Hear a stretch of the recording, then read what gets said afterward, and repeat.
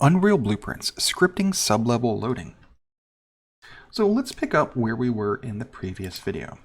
We were talking about sublevels, we were working with level streaming volumes, and then we got to talking about, well, what if we wanted to do this dynamically? So let's review everything. We know a level is a collection of actors. We know each level contains its own actors and blueprints. We know a level blueprint exists.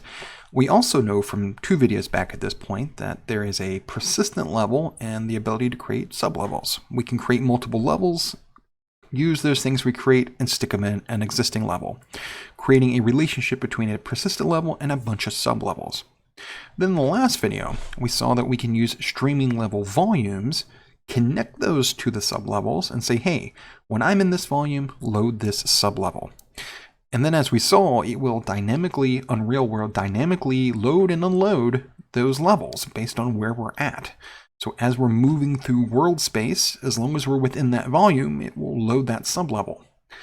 But as we kind of saw, there might be situations where we don't want to do that on movement. We want to kind of do it a different way. We might want to do it based on events or based on user input or a number of other things.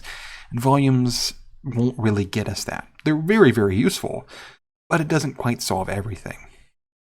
So for this second purpose, we sometimes want to script this level loading.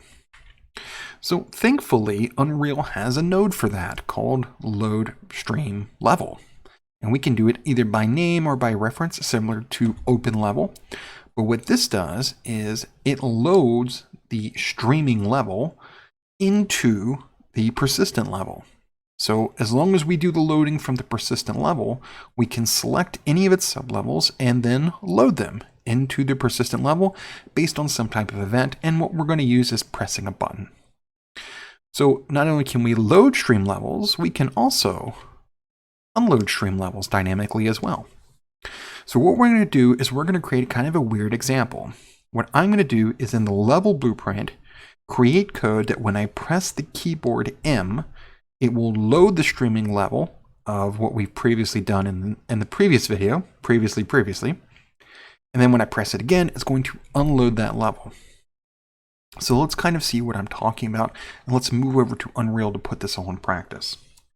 So let's pick up right where we left off. So in the previous video, literally we left off at this screen, and we had our sublevels and our persistent level, and we had this big old giant level streaming volume, and we saw as long as we're in the volume, it will load the sublevel, and yeah, things were okay. So I'm going to take this out. Bye-bye. I'm going to edit and delete, and our streaming level is gone. So remember, without the level streaming volume, it won't load the sublevel. But don't worry, we can do that within blueprints. So let's start to do that now. So again, making sure I'm editing the persistent level, and if we're ever, is this persistent level? Is it's not, we can go to Window, Levels, and check which thing is bolded. Right here, the persistent level, which we know is main area, is in bold. That's the current level. That's where the edits will go. So I'm going to go to Blueprints, and then notice I have level blueprints and its sub-level blueprints, which we're not going to get into, but we have access to. So in the level blueprint, what I want to do is say, hey, when I press keyboard M, so let's load that up. Make sure we spell everything correctly. Keyboard M, what I want you to do is to load the sublevel. So let's press, and what should this do? Load stream level by object reference. We could also do it by name, but we could just do it by reference too. And so what thing do we want to load? Well, let's just go find it. Select asset, and we only have 2 options. We are in main area, so we want main area 1. And there we go.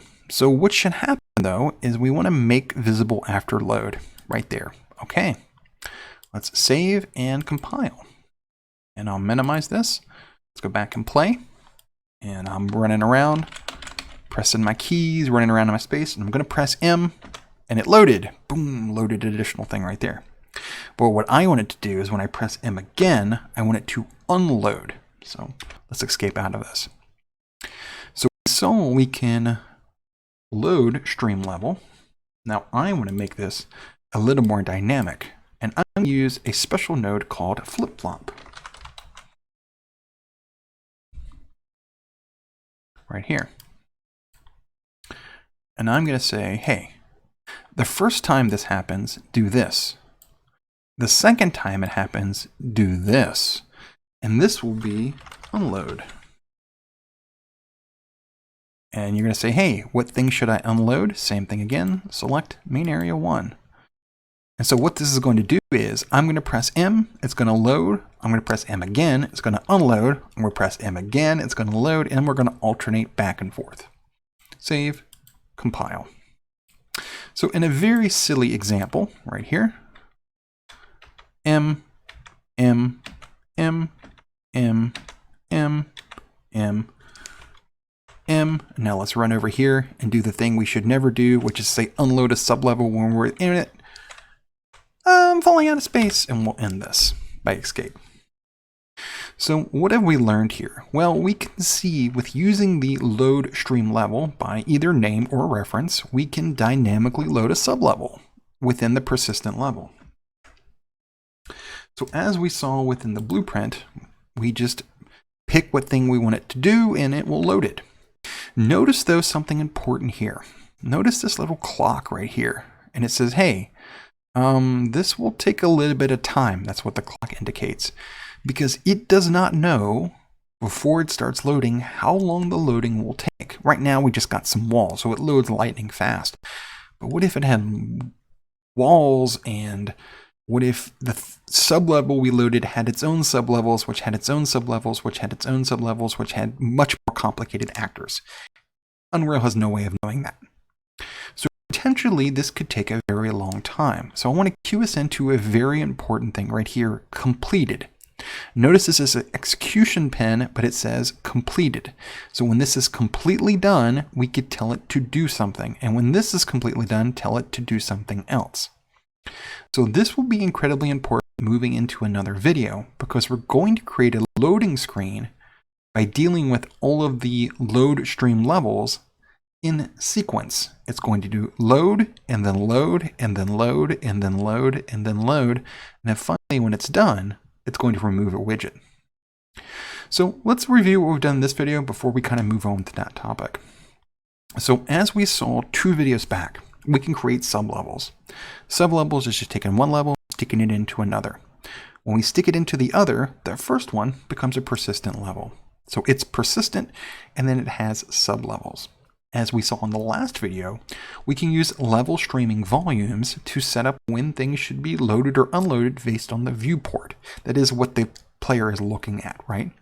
And then as we saw in the previous video, we can literally walk around within that volume. When we're in the volume, it loads a sublevel. When we're out of the volume, it unloads a sublevel. Super useful. What we saw in this video is that we can start to do that more dynamically. We can set up scripting to load the things we want when we want it loaded. And in fact, moving into the next video, we're going to get slightly more complicated and create a loading screen by doing all of the loading and then allowing the player to do things. So let's move on to that next video too.